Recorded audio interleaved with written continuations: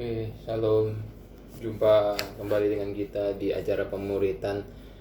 Kali ini kita sudah sampai di kisah anak yang hilang, Lukas 15. Materi masih diambil dari Alkitab bergambar anak. Silakan dibaca. Kisah anak yang hilang. Yesus menceritakan sebuah kisah. Ada seorang bapak yang punya dua anak lelaki. Anak yang bungsu berkata kepada ayahnya, "Ayah, berikanlah bagianku dari kekayaanmu."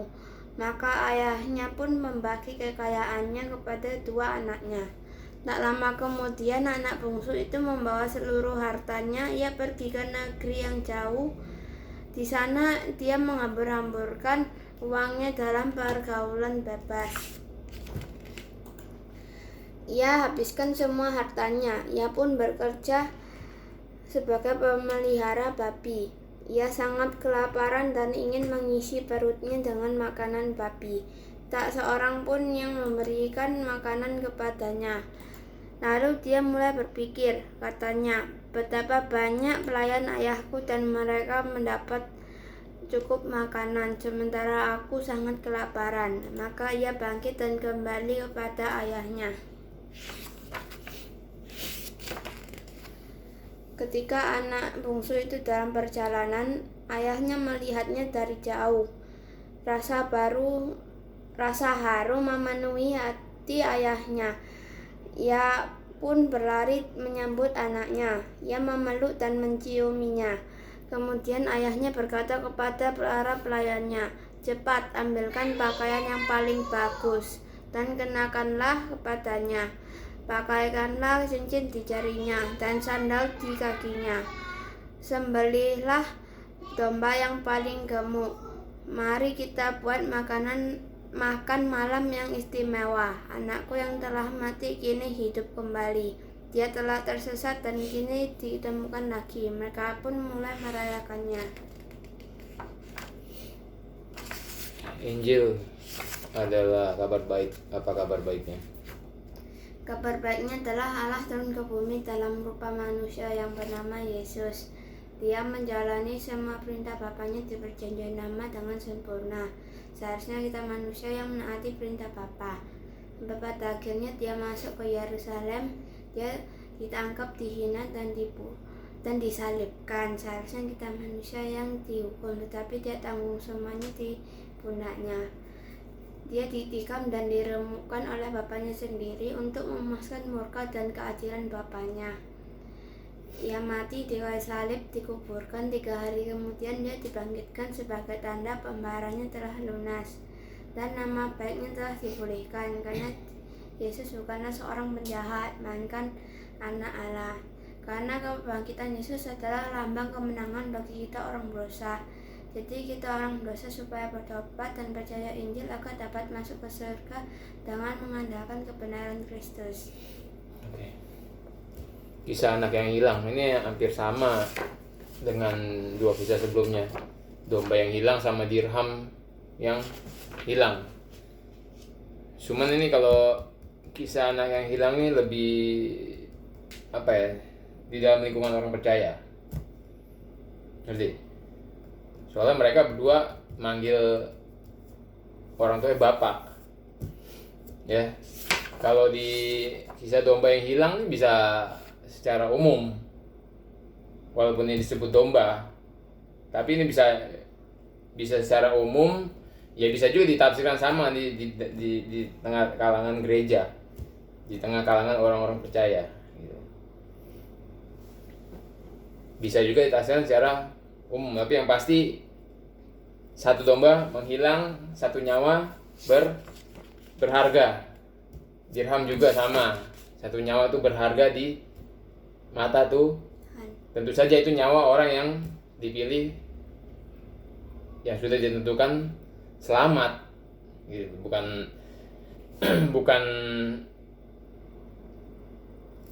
bukan nyawa jiwa dari seorang yang ditentukan binasa. Itu bukan berarti Allah nggak adil, ya. Mestinya semua manusia itu masuk neraka karena semua manusia kan berdosa, betul? Ya, semua manusia telah kehilangan kemuliaan Allah, telah jatuh dalam dosa. Mestinya semua manusia dihukum di neraka. Adil. Kalau Tuhan mau adil, semua manusia dihukum di neraka. Ya, tapi ada orang-orang yang dipilih yang ditentukan untuk selamat. Ada orang-orang yang ditentukan binasa. Itu bukannya Allah nggak adil, ya. Justru karena Dia adil, semua manusia harusnya masuk neraka, tapi karena kemurahan Dia, karena kasih, ada beberapa manusia yang diselamatkan. Tapi ingat, kita nggak tahu, ya, itu semua rahasia Tuhan. Kita nggak tahu siapa yang diselamatkan, siapa yang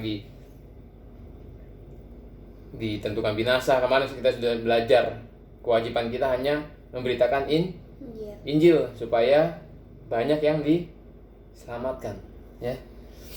Contohnya ya seperti ini, dalam kisah anak yang hilang ini sebenarnya fokus utamanya, ya, fokus ceritanya itu pada satu pribadi ini, bapaknya ini, ya. Fokusnya tuh kepada ayah mereka, bapak mereka. Di sini menggambarkan seperti apa sih hati bapak itu. Jadi sama di sebelum-sebelumnya juga menggambarkan menggambarkan hati Tuhan kepada jiwa gitu. Dia sangat mengasihi, karena Allah itu kasih, Dia mengasihi, dan satu jiwa itu berharga. Tapi kamu nggak bisa sembarangan ngomong gini ke orang yang belum pernah kamu injili, orang yang belum pernah kenal Tuhan. Kamu bilang nyawa kamu berharga, kamu pasti dicari gini. Kalau kamu, nanti dia malah tambah ngunjak. Kenapa? Karena kan dia masih mati rohaninya, keadaan dia masih membenci Tuhan. Jadi kalau kamu kasih manis-manis begitu, dia malah nanggepinnya nanti salah. Oh ya sudah, Tuhan kan mengasihi, ya sudah, gue bebas dulu, nanti kan dia akan cari gue gitu loh, istilahnya kan gitu kan. Jadi nanti akan menimbulkan tanggapan yang salah, ya.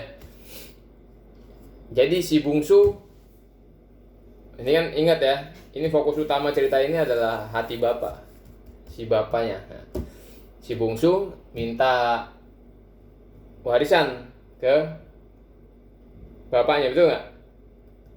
Tapi dipakai untuk foya, ya. Dipakai untuk foya, akhirnya habis. Singkat cerita tuh gambarnya kan, foya, singkat cerita habis. Sampai akhirnya dia ditaruh di tempat yang paling rendah, yaitu kandang babi, ya. Padahal orang Yahudi itu nggak boleh merah babi. Jadi bisa jadi ini kandang babinya bukan orang Yahudi.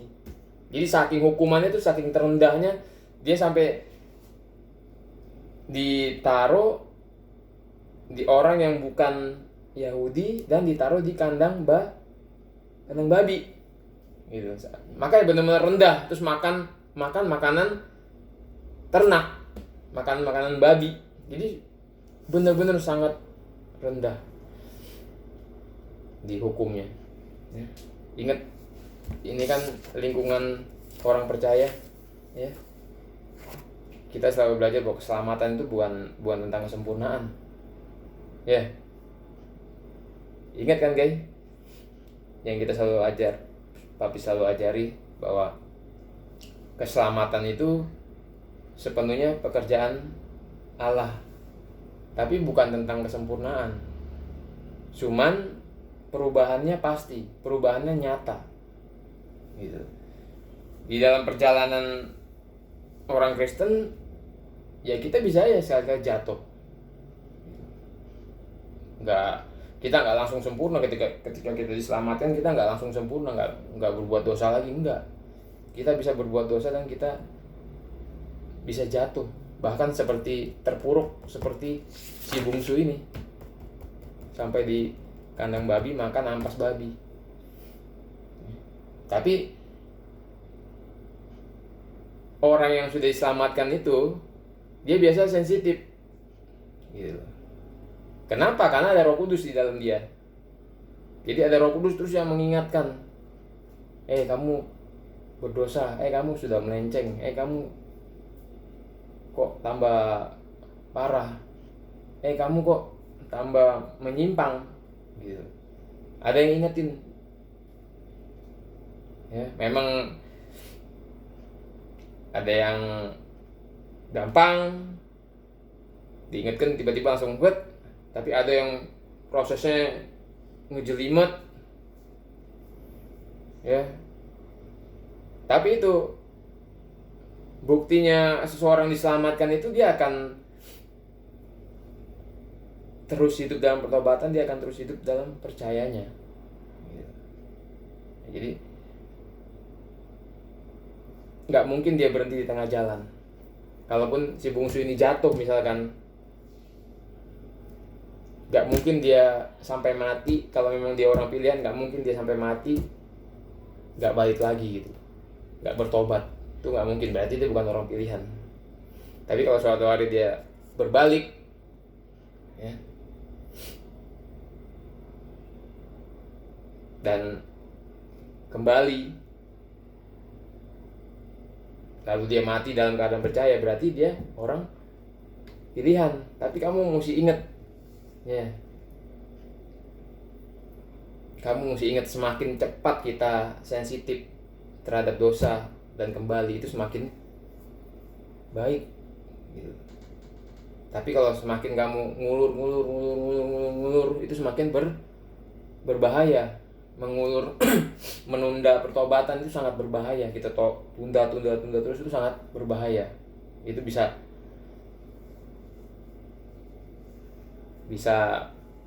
membawa kita ke dalam kebinasaan. Itu tandanya kamu nggak pernah diselamatkan sama sekali. Karena kenapa? Karena kamu nggak punya buah pertobatan. Kamu buahnya hanya mengulur. Awalnya memang kamu ngaku percaya gitu, tapi pas jatuh kamu mengulur sampai akhirnya kamu mati dalam dosa. Itu kamu nggak punya buah pertobatan. Jangan-jangan kamu dari awal nggak pernah diselamatkan sama sekali. Terus kenapa saya bisa percaya? Kamu ngomong, kenapa aku bisa percaya? Karena kamu diajarin gitu. Maka kita belajar gini bukannya kamu belajar gini terus kamu sudah bebas gitu, kamu sudah safe. Enggak juga gitu. Yesus bilang dari buahnya kamu akan menilai. Kamu mengeluarkan perubahan enggak? Kekristenan itu paling penting perubahan gitu. Kamu mengeluarkan enggak perubahan itu? Ya. Jadi bisa kita jatuh. Perubahannya sampai mana? Ya perubahan terus menuju pada goalnya Kristen, yaitu menjadi serupa seperti gambaran Kristus. Ada orang yang jatuh bangun. Ya dia jatuh berubah. Tapi perubahan dia sampai mana? Gitu. Bertumbuh atau enggak? Ke arah Tuhan atau enggak? Tapi kalau jatuh bangun, tobat, kumat, nah itu berbahaya juga gitu. Dan enggak ada perubahan, itu berbahaya. Jangan-jangan dia munafik. Ngerti? Ya. Dan satu lagi, karena keselamatan itu pekerjaan Allah, ya, Dia yang memulai pekerjaan baik di dalam kita, justification, Dia juga akan meneruskannya, sanctification, sampai kedatangan Yesus kedua kali, glorification. Jadi ketika Tuhan menyelamatkan kita, ketika Dia, itu kan sepenuhnya pekerjaan Roh Kudus, Dia akan terus bekerja dalam kita, mempertobatkan kita, mengkuduskan kita. Dia akan terus memimpin kita, Roh Kudus itu, sampai kita mati. Ya, jadi ini bapaknya si anak si bungsu dan si sulung ini menceritakan tentang orang percaya. Dan gak lama kan dia bertobat toh. Ya. Lukas 15 ayat 21, kata anak itu kepadanya, Bapa, aku telah berdosa terhadap surga dan terhadap Bapa. Aku tidak layak disebut anak Bapa. Bertobat. Tapi waktu dia datang dari jauh, bapaknya ngelihat dari jauh, itu bapaknya sudah lari nyamperin dia. Itu Tuhan itu seperti itu ya. Tapi papi mau ingetin kamu, Allah itu kasih. Oke, Allah itu kasih, kasihnya sempurna. Allah itu juga bisa murka, murkanya sempurna. Allah itu adil, adilnya sempurna. Semua sifat Allah itu sempurna. Jangan sampai kita berat sebelah. Terkadang manusia ini, kita kan gak sempurna nih. Kita lebih mikir ke kasihnya Allah, murkanya dipinggirin ya. Kita lebih banyak mikir cenderung ke kasih Allah, karena kita gak sempurna. Padahal sifatnya Allah ini sempurna. Gak bisa yang satu dikecilin, satu digedein. Enggak, itu sudah sempurna semua. Terkadang kita manusia, makanya kita mesti hati-hati. Belajar itu mesti lengkap ya. Belajar sifat Allah itu mesti lengkap, dan itu hanya didapat di dalam Injil. Kamu kalau mau belajar sifat Allah yang paling lengkap itu sebenarnya dalam Injil. Definisi Injil itu menggambarkan sifat-sifat Allah, karakter-karakter Allah, atribut-atribut Allah. Paling lengkap itu kita dapat di dalam Injil. Makanya setiap hari kita belajar Injil ya. Jadi dari jauh si anak bapaknya lari, disambut, bahkan dipestain ya. Udah jatuh minta warisan bapaknya, jatuh kembali, malah diadakan pesta ya. Si sulung sampai ngiri anak yang satu lagi. Ini banyak terdapat dalam kekristenan. Kamu mesti ingat, petobat baru dengan petobat lama ya, itu upahnya bisa dibilang sama. Nanti sama-sama dapat upah ya. Walaupun nanti di surga kedudukannya nggak sama, karena pahala itu kan beda-beda. Nanti ada yang pahalanya gede, ada yang pahala kecil, beda-beda. Tapi tetap semua petobat baru, petobat lama tetap dapat pahala gitu. Nggak peduli yang ini sudah melayani berpuluh-puluh tahun, yang ini baru melayani, loh kok dia bisa dapat pahala juga? Ya nggak masalah gitu. Semua di hadapan Tuhan tuh sama ya. Jadi kita nggak boleh ngiri. Kebanyakan orang Kristen ngiri, loh ini orang baru masuk, dulunya pemabuk, perampok, tiba-tiba jadi Kristen kok bisa diterima seperti itu gitu loh. Akhirnya ngiri ya. Padahal nggak boleh kayak gitu ya. Sama di hadapan Tuhan itu sama, yang penting dia sudah bertobat. Ngerti? Kita nggak boleh ngiri. Nah, seperti yang kita pelajari kemarin ya, orang Kristen kan gak cuma 2 orang ini toh, gak cuma 100 seperti yang domba kemarin.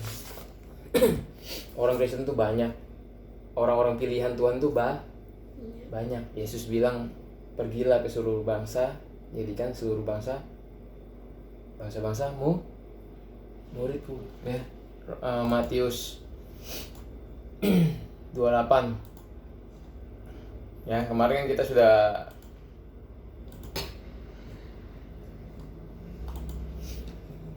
ya, karena itu pergilah, jadikan semua bangsa muridku. Jadi muridnya Yesus, orang pilihan itu nggak cuman 2 seperti yang di sana, kita nggak cuman 100 seperti domba, nggak cuman 10 seperti dirham. Itu banyak, bertebaran di antara bangsa-bangsa. Satu-satunya cara untuk kita menjadikan mereka itu anak. Mereka tuh nggak tahu. Di bangsa-bangsa yang sekarang ini ada satu bangsa yang mungkin yang belum pernah dengar Injil, ya mungkin sudah pernah dengar Yesus, dengar Yesus, Injil sudah pernah dengar, tapi dia kan nggak tahu secara lengkap, komplit dan benar secara kitabiah. Dia nggak tahu. Bahkan ada benar-benar yang nggak pernah dengar sama sekali. Mereka tuh nggak tahu kalau mereka tuh anak. Gitu. Jadi mereka harus dikasih tahu dengan cara penginjilan. Ya. Jadikan semua bangsa murid itu dan baptislah mereka. Bagaimana supaya mereka mau dibaptis? Ya diinjili dulu. Diinjili secara lengkap, murni, alkitabiah dengan cara yang benar. Cuman sekarang sudah banyak cara-cara penginjilan yang salah. Bahkan semakin banyak. Kekristenan semakin gelap. Orang-orang yang benar-benar menginjil, ya, orang-orang yang tahu kebenaran, tahu Injil secara lengkap, ngerti teologi, selalu menafsirkan dengan eksegesis, ya, itu malah kerjanya jadi tambah susah. Kenapa? Karena banyak orang-orang yang nggak ngerti Injil, menginjil dengan cara yang salah. Injil dipotong-potong, dirubah jadi pertanyaan, menggiring orang untuk ngikutin doa dan terima Yesus, terus dibilang kamu sudah selamat, padahal dia nggak ngerti apa-apa. Nah, itu semakin banyak orang-orang seperti itu. Yang penting pokoknya orang yang gue injilin ngaku selamat iya, buka hati iya, terima Yesus iya, padahal nggak ngerti apa-apa. Cuma ngomong Yesus sudah mati untuk dosa kita, kamu yang percaya kamu akan diampuni, diselamatkan. Cuma ngomong gitu terus bilang sudah nginjil. Iya. Padahal itu masih jauh. Itu masih jauh dari penginjilan yang benar. Itu banyak terdapat di dalam kekristenan. Sekarang kekristenan semakin susah. Gitu. Misionaris yang benar-benar ngerti kebenaran tuh makin susah kerjanya. Ya tentu saja itu kerjaannya si setan, si iblis, ya. Orang-orang yang suka muter balikin firman itu antek-anteknya orang-orang iblis, setan gitu. Ya, itu mereka itu yang semakin bikin kekristenan susah. Akhirnya terkadang berimbasnya karena semakin sulit orang-orang yang ngerti kebenaran, jadi terkadang kena imbas jadi malas, segen. Ya karena di luar sana lawannya banyak. Denom-denom yang nggak ngerti Injil, terus mau ikut-ikutan penginjilan, memberitakan Injil, terus belum sekte-sekte seperti Saksi Yehova, Unitarian, ya, itu ikut-ikutan semua menginjil. Jadi susah bagi orang yang mengerti kebenaran tuh sangat susah untuk. Jadi dia sudah ngajarin, dihantam sama orang-orang yang nggak ngerti Injil ini. Jadi semakin repot gitu. Tapi untungnya ya kalau kita lihat otoritas yang diberikan oleh Tuhan Yesus dan semua ayat-ayat yang ada di bagian-bagian kitab suci lainnya yang menandakan bahwa penginjilan, bahwa nama Tuhan akan disembah di antara bangsa-bangsa, itu membuat satu kepastian bahwa penginjilan itu nggak mungkin sia-sia, ya. Jadi Tuhan pernah ngomong di kitab Maleakhi kalau nggak salah bahwa namaku akan disembah di antara bangsa-bangsa. Jadi seorang penginjil itu yang benar ya dia harus tetap, walaupun apapun yang terjadi, walaupun semakin gelap, dia harus tetap berusaha. Ada orang-orang yang memang dipakai Tuhan untuk tetap kokoh memberitakan kebenaran, penginjilan dengan cara yang benar di antara bangsa-bangsa. Karena memang Tuhan sudah janji bahwa namanya akan disembah di semua bangsa-bangsa. Nggak perlu semua orang kenal Injil. Ini kamu dengar ya, nggak perlu semua orang di dunia ini kenal Injil dengan benar, nggak perlu. Yang penting di bangsa-bangsa. Di bangsa ini ada orang ngerti Injil dengan benar. Di bangsa ini ada orang ngerti Injil dengan benar. Di bangsa ini ada yang ngerti dengan benar. Jadi Injil itu mesti mengerti dengan benar, komplit, bukan sempurna loh ya, komplit, lengkap, alkitabiah, baru orang itu bisa percaya dan selamat.